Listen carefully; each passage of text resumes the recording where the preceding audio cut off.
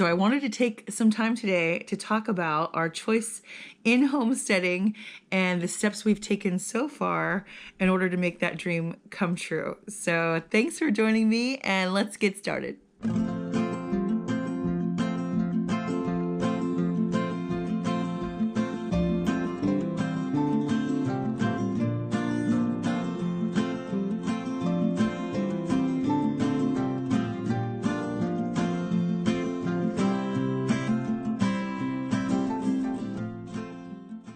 Let me give you a little history about our journey into homesteading so far.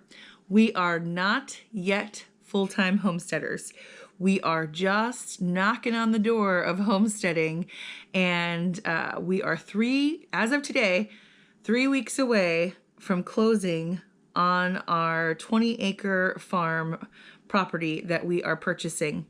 And I want to back it up and rewind a bit and tell you how we got started on this journey to begin with.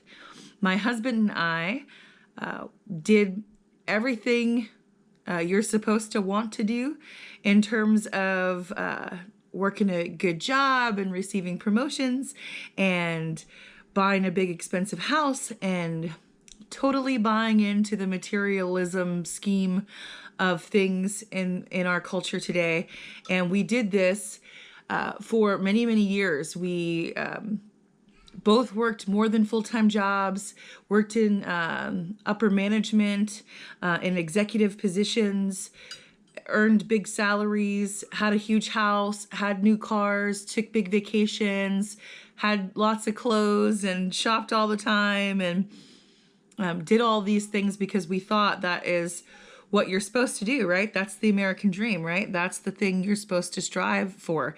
That's the life you're supposed to desire for yourself. And so we did this thinking that that life was going to bring us all the contentment and joy that you need in your life. But the reality is that we were not full of contentment or joy. We were, in fact, opposite of that. We were full of just fear and feeling disconnected from each other, from life, from God, from happiness. And we just we were not feeling it. We just weren't happy. I was getting up in the morning, totally involved in the rat race, just throwing clothes on the kids, throwing lunch in lunch boxes, throwing the kids in the car, rushing them to school, kicking them out of the car, driving an hour-long commute in 4-lane traffic to get to my job, working all day, leaving my job, bumper-to-bumper traffic, on the way home for an hour plus. And I was so exhausted and tired. By the time I got home, I was just not a happy person. I was not a friendly mom at that time. I was so frustrated with myself and my lack of really desiring to care for my kids like I wanted to. I just was so tired. I didn't have it in me to do it well. And the reason we're doing this YouTube page is because I feel like that is the life for most people. Most people in the United States, at least, are living this kind of life. And it's so unfortunate that we have convinced ourselves that this is what you're supposed to do. Totally not. Doesn't have to be what you do. That's not true. We just decided something else. And after much, much prayer and concession to God, we were able to find ourselves in a totally different situation. A situation arose that was really an integrity call for me. Something was happening in the business. I had the opportunity to either shut up and just accept it, or to stand up for what I thought was right and not accept it and not participate in what I deemed to be inappropriate behavior and activity. And I just heard, and I know for some people who don't have faith, this might sound crazy, but it's true. I heard the voice of God inside me say, you have to go. You have to go. And I obeyed. To the absolute terror and dismay of my husband. I quit my job on a whim with no warning, came home and I said, I just quit my job. And he said, you've got to be kidding me. What are we going to do for mortgage next month? What are we going to do? You can't quit your job. Call them back right now and ask for your job back. And I said, no, I'm not going to do that. I'm not going to get that job back. I quit my job and I'm not going back. And he almost died. He literally almost died. He was so unhappy with me for a few days. And in those couple of days, as we were kind of processing me leaving my position, because I was there for a while, and what that was going to mean for our family, we had already bought the big house. We had a 6-bedroom, huge house in the suburbs of Orlando, Florida. And our house had an in-ground pool and a basketball court and a volleyball court and a 6-car garage workshop. And it was literally beautiful, amazing house. The kind of house you hope that you get someday. And of course, the mortgage fit that house perfectly and was astronomical. Our taxes were astronomical. Our utilities were astronomical. I think back to what we were spending just to live in that house. And it's embarrassing, honestly. Embarrassing how much money we wasted for that house in that time. But what are you going to do? It was a learning process. So I quit the job. I said, after a couple of days of digesting my decision, I looked at my husband and I said, you know what, babe? We should just do it. We should just sell the house, put it on the market, move out of here, get to the Ozarks, because we had already decided we wanted to homestead in the Ozarks and somewhere in Arkansas, Missouri area. Head to the Ozarks, get a rental, figure it out. My husband's like, whoa, whoa, whoa, whoa, whoa, whoa. I don't know about all that. It literally took me less than a day to convince him. I don't know why he listened to me, but he did. I convinced him that that's what we should do. He said, all right, let's do it. We did it. Sold the house in 5 days, packed up a moving truck, headed across country, was able to find a rental in a horrible, rundown 2-bedroom trailer mobile home on 3 acres of land. We didn't pick that mobile home because we couldn't afford something better or because that's all we thought we could get. That certainly wasn't all that was available. We picked that trailer because it was on 3 acres of farmland out in the country. And we thought, if we're going to do this, if we're going to downsize, if we're going to be true homesteaders and give up our materialistic life that we had been spending 15 years cultivating, we were going to just throw it all out the window and see if we could do it. So we moved into this rental mobile home, falling apart. It was not a pretty situation. We went from this like lavish lifestyle to this rundown mobile home on 3 acres of land out in the middle of the country. And my husband took the first job he got, which paid decent. And we decided I was going to stay home and homeschool our kids, be a stay-at-home parent, and we were going to give this homesteading thing a try right in our rental, right where we were. And so we did. We bought some chickens, we bought some goats, and we started on a year-long journey of raising baby goats. We had 2 baby goats and a mama goat and some chickens. We had already had chickens in our house in Florida, so that wasn't new to us. But we wanted to just do what we could where we were. And I think that's important. You might not be on your homestead yet, and you might be desiring after this lifestyle. That might be something that appeals to you, and you can't afford to move, or you can't afford to do the next step in your homesteading journey, but you can do something.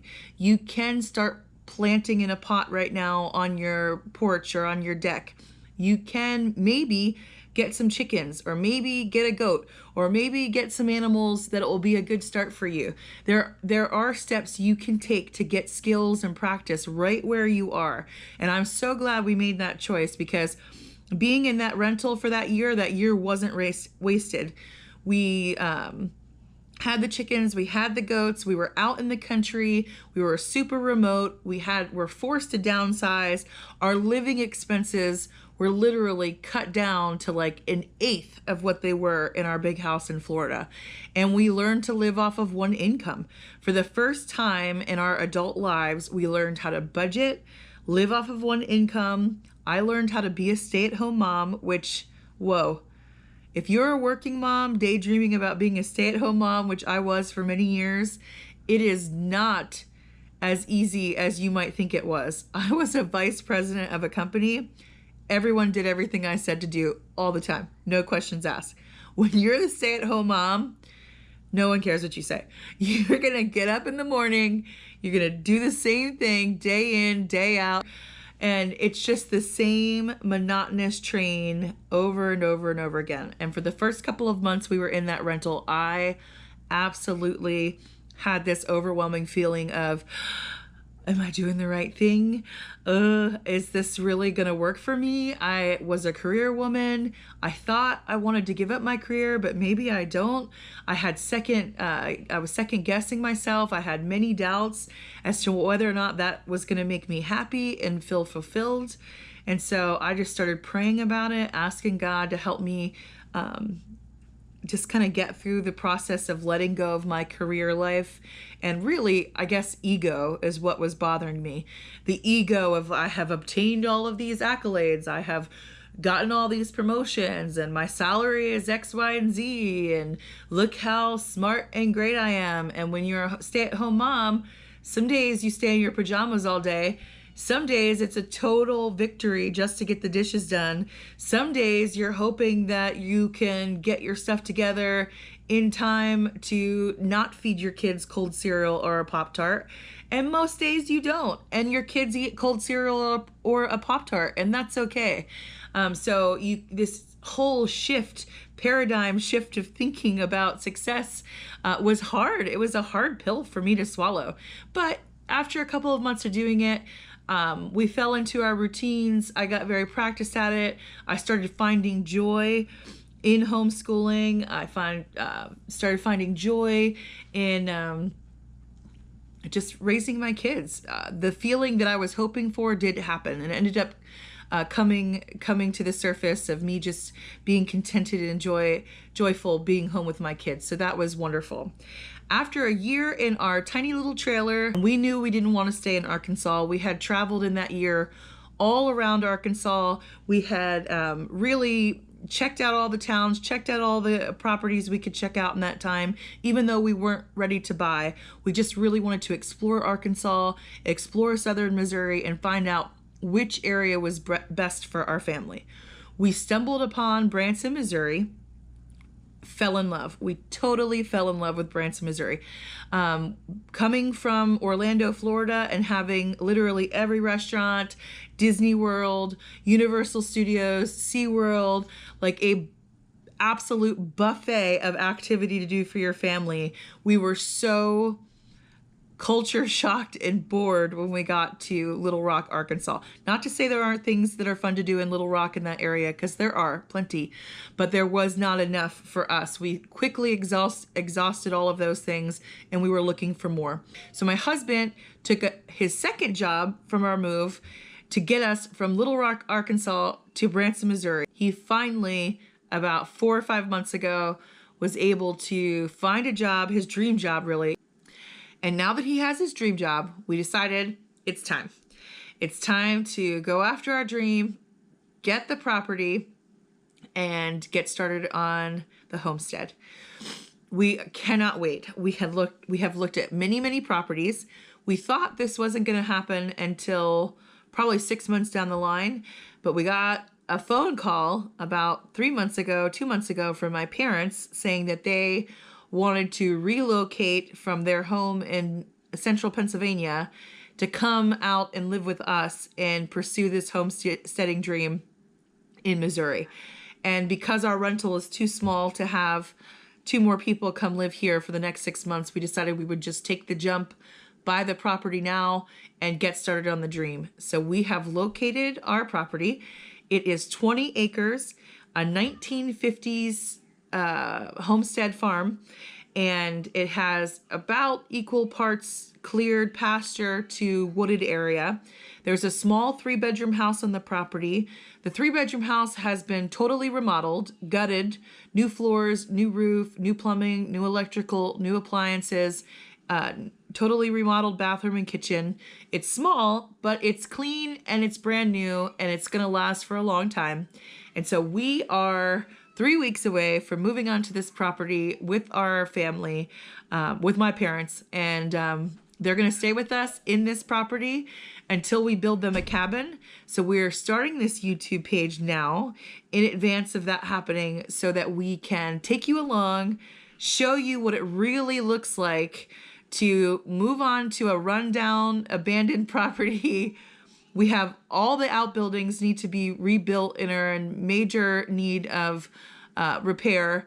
So we're going to be rebuilding the barn, rebuilding a chicken coop, rebuilding or have to build from scratch a workshop garage, and we're going to be building a cabin for my folks on the property. There is so much work to do. It's sort of amazing and not overwhelming. That's not the right word. I'm not overwhelmed about it. It's exciting. We just can't wait. And so we wanted to start this channel now so that you guys could start from the beginning and watch us embark in this crazy journey. And so 3 weeks from now, we close on this property, pick up the keys, and then we move in. So I hope that you will follow along on our journey. I can't wait to share it with you. If you have any questions, just leave them in the comments below. I hope that you'll consider subscribing to our channel, following along with us on this journey, and we look forward to sharing it with you. Have a great day. Bye.